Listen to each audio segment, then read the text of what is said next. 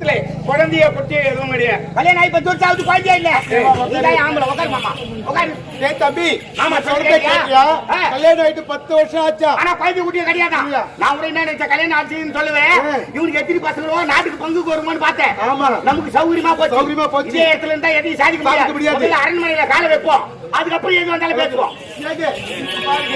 எனக்கு யாருமே கிடையாது, அண்ணன் தம்பி இல்ல, அப்பா அம்மா இல்ல, சொந்த பந்தம் யாருமே கிடையாதுங்க. நான் ஒரு அனாதை. இதோ இருக்கிறானே, இவன் கூட என் சொந்த தம்பி கிடையாதுங்க. என் பெரியப்பா பிள்ளைங்க அவனுக்கு யாரும் கிடையாது.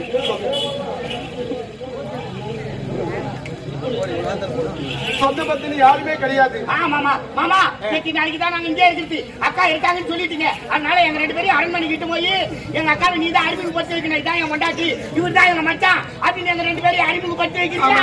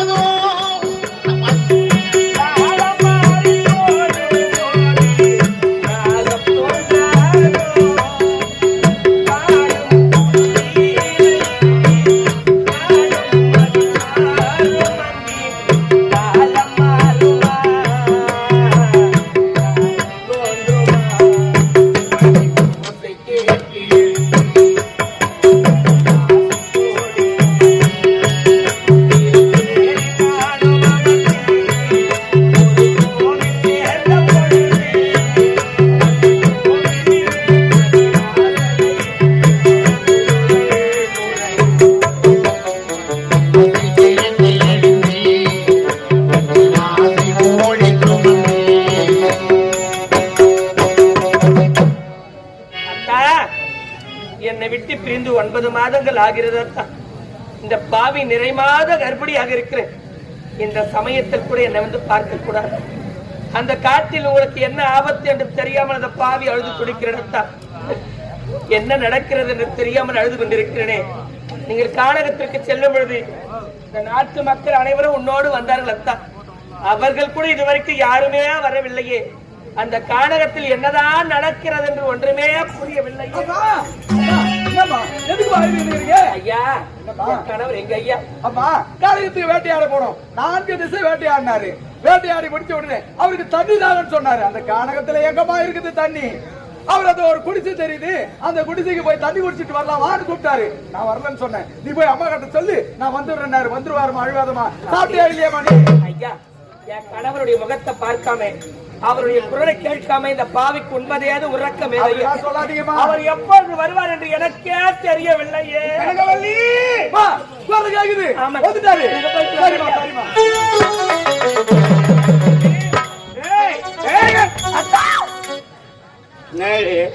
அத்தா என்ன உங்களுடைய குரலை கேட்டதுமே உங்களோட சேர்ந்து வாழப் போகிறேன் என்று ஆசையோடு காத்து கொண்டிருந்தேன்.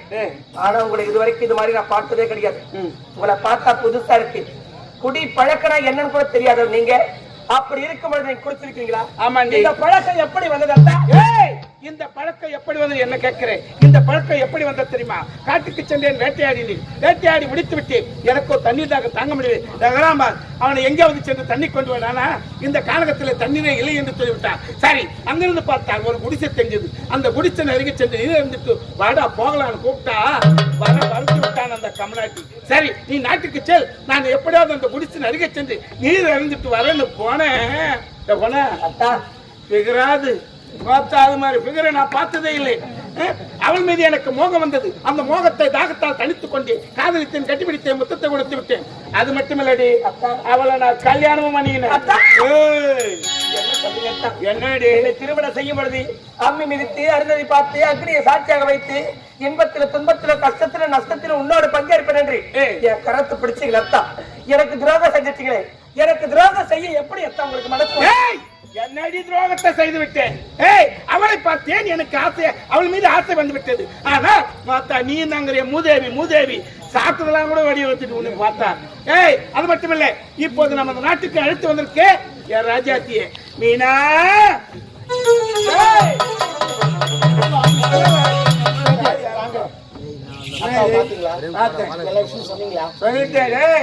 எல்லாத்தையும் போட்டு வச்சுட்டேன். ஒரு பொய்ய வர சொல்லிருக்கேன். என்ன பொய் சொல்லிருக்கீங்க? பொய் தெரியுமா? உனக்கு எனக்கு கல்யாணம் ஆச்சு நான் சொல்லிருக்கேன். அவ்வளவுதானே? ஏதாவது ஒத்து நான் அக்காவை பாக்குறேன்.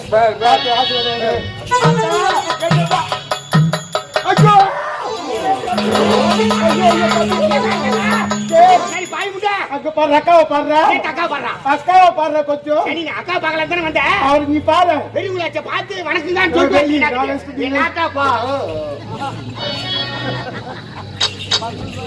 மாமா தினா லோடு ஏத்திட்டு இருக்காங்க. என்ன லோடு? கரும்பு லோடு. சுகரமல்லி ஏத்துற செய்யாருக்கு போற வழியில் தான் இந்த மாதிரி இருக்குது. நீ வேற அக்கா மாத்த பாக்குறாங்க. மாத்தமா கர்ப்பம். இங்க பாருங்க, திருமணமாகி 10 ஆண்டு காலமாகுது. இதுவரை குழந்தை குட்டியோ எதுவும் இல்லைன்னு சொன்னீங்க. என் வீட்டுக்கு வந்து 9 மாசமா ஏன் கூட இருந்திருக்கீங்க. அப்படி இருக்கும் பொழுது இப்ப அக்கா நிர்பந்த கர்ப்பிணியா இருக்கிறாங்களே, அதுக்கு காரணம் யாரு? கல்யாணம் ஆகி 10 வருஷம் ஆகுதுன்ற 9 மாசமா எங்க வீட்டுல இருந்த தாலி கட்டி கனவு 9 மாசமா எங்க வீட்டுல இருக்கும்போது உன் மண்டாட்டிக்கு மாத்தமாக்குறானா? அந்த கருவுக்கு காரணம் யார்? நல்ல ஆம்பளை நான் ரோசம் வரணும். கேட்கறேன்னு சொல்லிட்டு அக்கா மாத்தமாக்குறாங்க. போட்டு அடிச்சுட்டு போறமாமா கொண்டு போட்டோம் போய் சாப்பிட்டோம். கனகாந்தி 9 மாதமாக அவளோடு நான் இருந்தேன். ஆனால் அந்த 9 மாதத்திலே உன்னுடைய வயசுல கருவொன்று இருக்கிறது. அத்தா என்னடி சத்திய மனைவி பத்தி கேட்க வேண்டிய கேள்வி அத்தா. இந்த 9 மாதமா என்னதான் மறந்துட்டீங்க? நமக்குள்ள என்ன நடந்தது என்பதை மறந்துட்டீங்களா? என்னடி எனக்கு திருமணமாகி நீண்ட நாட்களாக குழந்தை இல்லாமல் அழுது கொண்டிருந்தோம். நாரதன் ஆனவன் நம்முடைய அரண்மனை தேடி வந்தார். அவர் சொன்ன யோசனையின் பிரகாரம் சிவனுக்கு தவம் செய்தோ சிவனானவர் ஓடி வந்தார். கேட்ட விடங்களை எல்லாம் தந்தார். அது மட்டும் இல்லாமல் அழகான ஒரு கனியை கொடுத்தார். அந்த கனியை கொண்டு வந்து எனக்கு கொடுத்தீங்க. இருவரும் சந்தோஷமா இருந்தோம். அதனால் ஏற்பட்டதுதான் அத்தா இந்த கரு. சிவனை நோக்கி வரம் கேட்க போனா சிவன் வரத்தை கொடுத்தாரா? அது மட்டும் இல்ல, ஒரு கனியை கொடுத்தாரா? அந்த கனியை இந்த மூதேவி கிட்ட கொடுத்தானா? இவன் சாப்பிட்டாலும் உங்க அத்தா உண்டாயிட்டாலும் உலகத்துக்கு அடுக்குமா? கேலியா இருந்தா எருமாடு கூட எலிகாத்து ஓட்டுமா? இந்த கருவுக்கு காரணம் யாரும் சொல்ல முடியாது.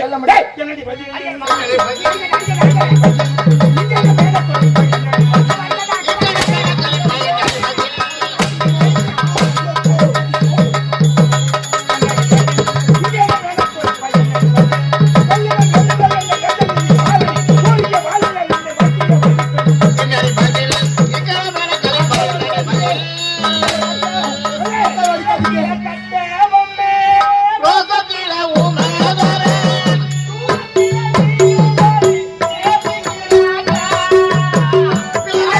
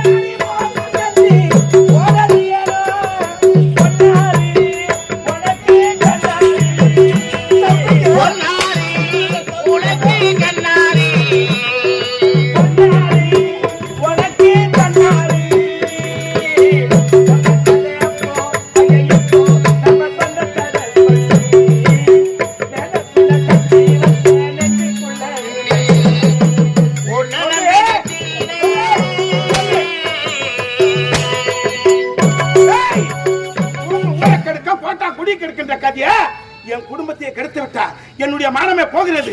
இந்த கருத்து ராஜா ராஜா பிதா சுதன் பரிசுத்த ஆவியின் பேராலே ஆண்டவன் உன்னை ரட்சிப்பாராக. ஆமென். அத்தா உங்க காலை பிடிக்கிறேன் இல்லடா எவருன்னா செய் உங்க கைய பிடிக்கிறேன் அத்தா. வாய் முண்டை. அக்காவை நீங்க இது வரைக்கும் அடிக்காதீங்க அத்தா. அடிக்காதீங்க. நீங்க அக்கா அடிக்கிற ஒவ்வொரு அடியும் என் ரத்தமே கொதிக்குது அத்தா. அக்கா ரத்தம் கொதிக்கும் போதே 4 பச்சை மிளகாய் மிளகு சீரகம் நுனி போட்டு பெட்டி எடுத்தாக்கா. ஞாயிற்றுக்கிழமை கறி எடுக்கல நானு. சாப்பிடுறேன் ரத்தனை விரும்பி சாப்பிடுவேன். வேற என்ன சாப்பிடுறேன்? அதை விட நாய் தலை பெட்டி வச்சுனா பொட்டிக்கார் சப்பி எடுத்துருவாரு. அவங்க மட்டும் தான் சாப்பிடுறாரா? நாய் தலை தான் அவ்வளவு டேஸ்டா விரும்பி சாப்பிடுவேன். இங்க பாருங்க நீங்க அக்கா இதுக்கு மேல ஒரு அடிச்சீங்கன்னா இந்த ஊர்ல கடை எங்க இருக்குதுன்னு பாப்பேன். 5 ரூபாய்க்கு 5 ஸ்டார் சாக்லேட் வாங்கி சாப்பிட்டு நான் சத்திருவேங்க. ஒரு அடி அடிச்சாக்கா கடைக்கு போய் 5 ஸ்டார் சாக்லேட் வாங்கி சாப்பிட்டு செத்துருவியா? எங்க அக்கா செத்துட்டு வர நான் உயிரோட இருக்க மாட்டேன். பாவிங்க நாங்களாம் ஒரு கிளி அடிந்தாலும் உயிர் வாடா கவரி மான் பரம்பரையில நான் உயிரோட இருக்க மாட்டேன். எங்க அக்கா போன போறோம். இந்த ஊர்க்காரங்க ஒரு 50 பேர் கூப்பிடு. கோயில் உள்ள அகலி எடுத்து வைக்க சொல்லு. ஒரு 1000 பேர் கூப்பிட்டு தண்ணி எடுத்து அதுல ஊத்து சொல்லு. நான் கல்ல கட்டிக்கிட்டு உள்ள குச்சி செத்துறேன் மாமா. என்னப்பா 1000 பேர் அதுல தண்ணி ஊத்தணும். அதுல வந்து சாவு. ஏய் நல்லா நடிக்கிறீங்கடா ரெண்டு பேரும். நீங்க பாருங்க உங்களுக்கு என்ன தெரியணும்? அக்கா வைத்த வளர குழந்தைக்கு அந்த கருவுக்கு காரணம் யாருன்னு கேட்கணும். பெண்ணின் மனது பெண்ணுக்கு தான் தெரியும் சொல்லுவாங்க. ஆம்பளைங்க ரொம்ப கோவக்காரங்க. அதனால அந்த கருவுக்காரர் யாருன்னு நாங்க கேட்டு சொல்றோம். தம்பி கேட்கணும். நீ போய் ரெஸ்ட் போடா. போறேன். அந்த உண்மையை வர வைக்கல. உன்னதான் நான் வைக்கிறேன். நீங்க போய் வாங்க. ஆமா இப்போ ஆட்டுக்கல்ல கலந்து வச்சுக்கிறேன் பாரு. சாப்பிட்டு இந்த வாரமா குங்குமத்தை போடு. நான் கேட்டு சொல்றேன்.